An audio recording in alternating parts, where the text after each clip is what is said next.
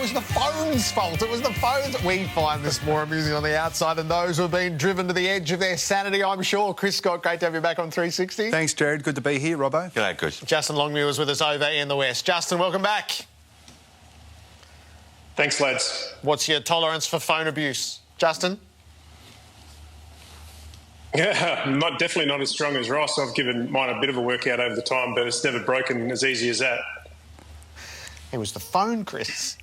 No, clearly it was the phone. I thought the best bit of that footage was Corey Enright trying to keep a straight face. And I can tell you, he's sat next to me in the coach's box, so he's had some experience. The dangerous tackle verdicts are in, Justin. You're obviously one half of... Charlie Cameron is one half of it over in the West. He's got a 3-week suspension, and Toby Bedford. Just with the front on... So Cameron's looks like one we haven't necessarily targeted before. I'm curious, just from the coaching perspective, how you view that tackle. Yeah, when I saw it live, I had the same thought, Jared. It's not one you see very often, and especially with that sort of contact with the ground and that sort of tackle you don't see very often. So I was interested to see how it came out, the MRP. Clearly they're stamping down on two hands tied up in the tackle and the player not being able to protect himself when they go to ground. And I think we reached a pretty consistent point on that the middle of last year. I think at the start of this year there's probably been some inconsistencies with that, but it seems to have found its water level again, and it's something that I'm all for, really protecting the head. And the players are just going to have to deal with the outcome of the tackle, I guess. So where are you here, Chris, with Charlie Cameron, do you think? Well, I guess my take on it is that the players have a duty of care to be careful in that situation. And I'm seeing a lot of momentum, and I'm not seeing much driving from Charlie. If anything, it looks to me like he's being pulled to the ground. I mean, I'm not here to defend opposition players. That's not my bias necessarily. And I think we all agree on the duty of care part. And I think the outcome we're after is we just don't want to see players getting concussed in any way, shape or form. So this has been labelled as the chicken wing tackle, Justin. Is it the unintended consequence of the change we got mid-season? Oh, absolutely. And Robbo said, asked Scotty before whether players are not going to tackle. I worry whether players are going to go and pick the ball up at times when the examples you're showing right now, well, the player has very little time once he picks the ball up to adjust to the tackler and is getting pinned holding the ball. So, in those situations, the players are left in a really vulnerable situation. And I think like Sidebottom picks it up in his defensive 50 and has no time between picking it up and getting done holding the ball. And players are getting so good at adjusting to rules and seeing what other players are getting away from. They're actually good enough these days to not only leave one arm free, but also wrap their legs around so they can't get a kick. So, it's not really coaching. The players just adjust to what they see other players getting away with. Are you coaching, Justin, your players to kick the ball off the ground more? It seems to me, watching the games on the weekend, there was a lot of old-fashioned, maybe because it was wet, there's just a lot of old-fashioned, just don't pick it up, just boot the ball off the ground.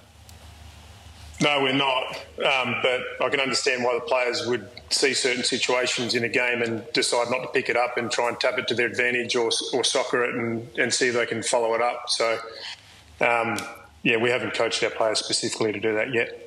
The sheer roller coaster of the season, so get them when you can. Are you just missing that one result, Justin, where opportunity opens up to really tip you over the top? Is there a frustration there?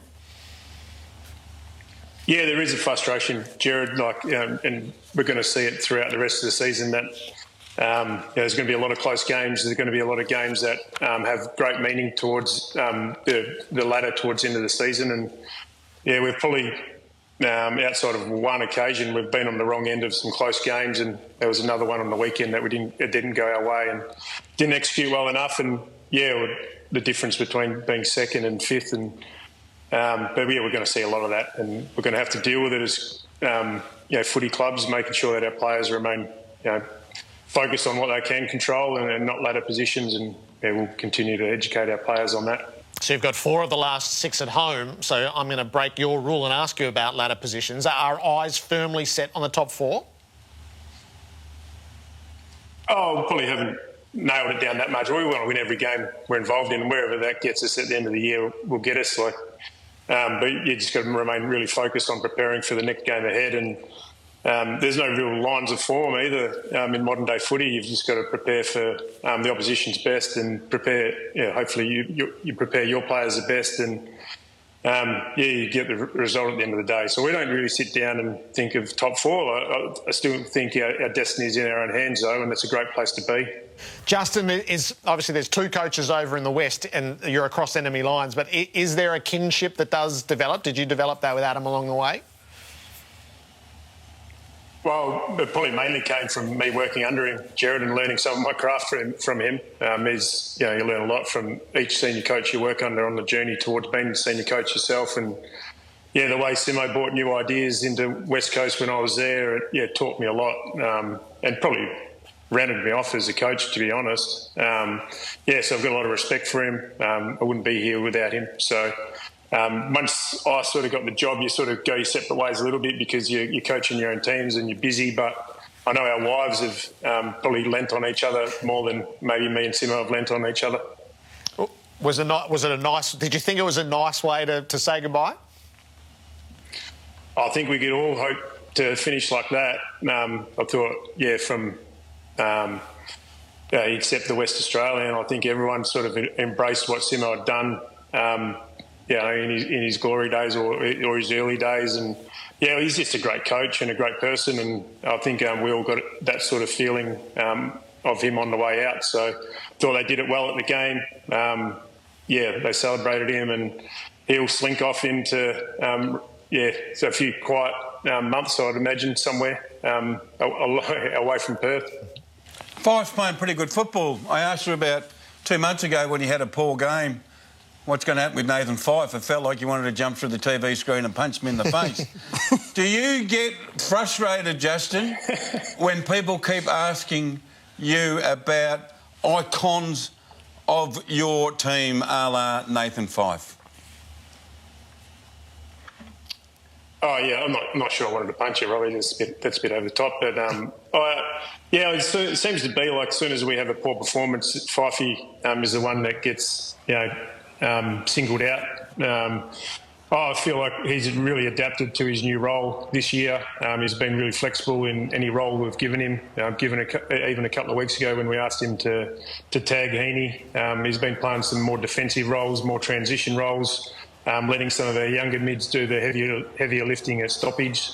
And like I've said many a time, he just wants us to be a successful team and he wants to play a part in a winning team. So, he's doing a great job. And sometimes at the end of the day, he might not get the 30 possessions and the heap of contested possessions like he used to, but he's still doing a job for the team. And, we really respect that internally. Justin, you've got the Starlight Foundation Purple Haze game, which, gosh, for more than 20 years has been such a big event for the Dockers coming up. Yeah, it has. The club's done an amazing job to raise, I think, over $2 million for the Starlight Foundation. It's a cause that our players really love getting behind, as you can see with these pictures. And I think they told a little girl named Emmy today that she's going to be tossing the coin pre-game, which would have brought a lot of excitement to her world right now. So really proud of the club and really proud of the players, the way they get behind this cause.